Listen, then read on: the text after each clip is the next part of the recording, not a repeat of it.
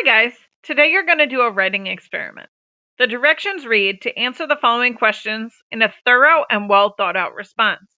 Please keep that in mind as they cannot be one word or one sentence answers. Number 1, consider a recent newsworthy example of an injustice. What about this injustice requires or merits social change? You can focus on the same systemic discrimination that you focused on last marking period, or you can branch out and focus on a current example of injustice that really needs something to change about it in society.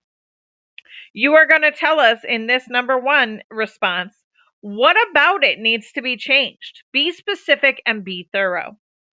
Number 2 asks, who is to blame for the injustice you just described? How are they to blame? The how is really important. It's not enough to just point fingers at somebody. But really, when we're pointing fingers, we want to be able to decipher or explain exactly why that person or that group or that thing is to blame. You're going to keep in mind here that you can talk about more than one person, group, or thing that's to blame. Examples can include the media, individuals, groups of people, organizations, or anything that you might come up with.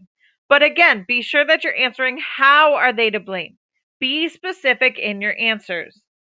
The final question in the writing experiment today is to use the social movement theory of change.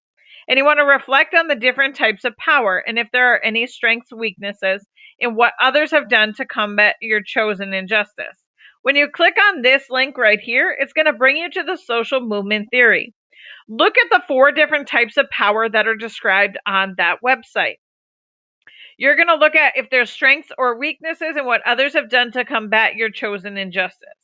What have people already tried, and where does that power lie? If you have any questions, let me know, and you'll do great.